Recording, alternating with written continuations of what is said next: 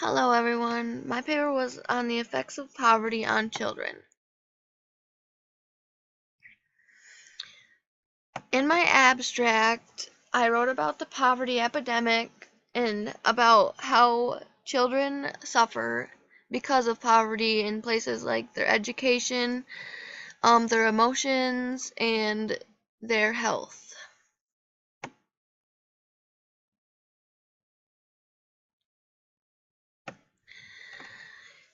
In my intro, I wrote about some facts about children in poverty, such as the first one that we see here, which is that more than 16 million children in the United States live in poverty. It was really shocking to read about some of the facts that I could find, just because we don't hear about homelessness and poverty as much in our country as we would talking about Africa or Haiti or things like that.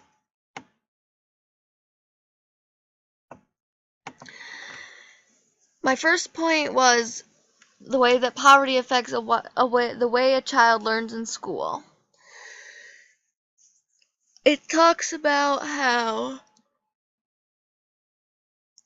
a child cannot thrive as well or be as resilient if they do not have the financial means that they need. Things like coming to school hungry will affect the way that they learn,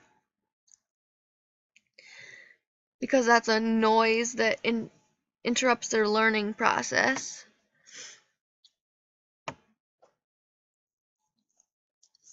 Finances also affect how far along a child gets, because it is much easier for a child that has the means to participate in things like extracurricular activities and after school things to get ahead in life. If a child doesn't have the means to do so, they aren't as likely to get ahead.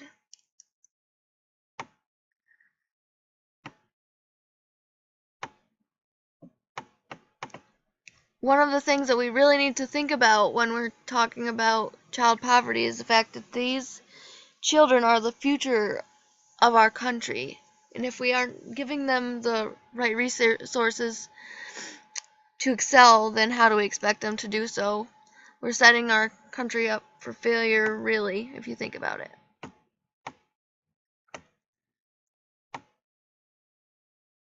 Next, we talked about the effects of poverty on a child's emotions. I did some research and I found out that a lot of moving around can disrupt friendships and relationships for children. That would make sense because they're always having to make new friends, or they're always having to get readjusted to a new school, things like that.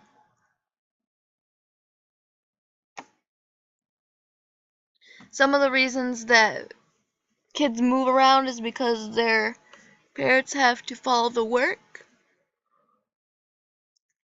This would not happen if they were skilled, not as often at least, but unskilled workers oftentimes lose their jobs and have to follow the work.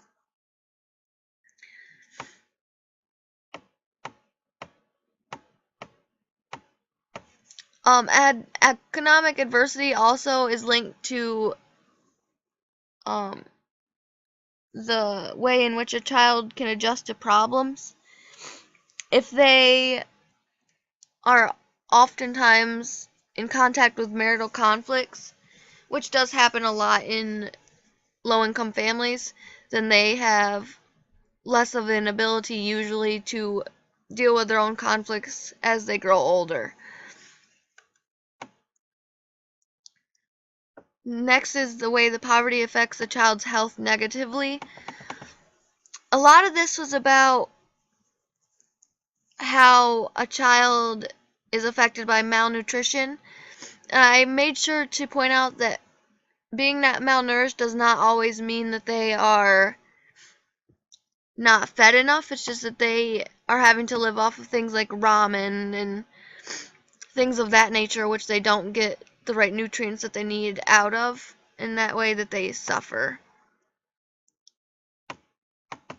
Also, I wrote about if a child is in a low-income family, they're less likely to be able to go to the doctor at all for something like a cold or a flu or bronchitis or things like that. And if left untreated, those things can become serious. So that also affects the way their health is for them. Resolutions. I talked about resolutions, but for this problem it's kind of tricky because there's not a clear-cut answer. If there were, we wouldn't be having this problem. Really, people just need to get more educated. They need to get into their communities. They need to put programs in place to help their community. They can't just believe that somebody else is going to help them. Also, we need to educate these people because people are thinking that just because they have a job, they don't qualify for health insurance through the state or food stamps or things like that. And that's not true because a person that is living on food stamps does not necessarily have to not have a job. This person could be a single parent working at McDonald's, working 40 hours a week, and still not making the quota, being able to keep up. So if you go to the assistance office or teach them that if they go to the assistance office, they can still get help even if they have a job.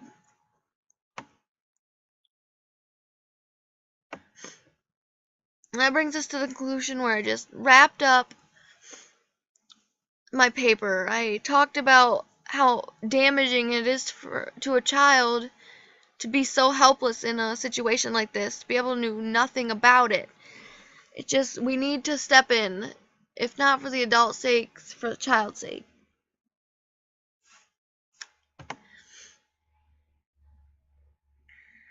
And then I had my references. Thank you for listening.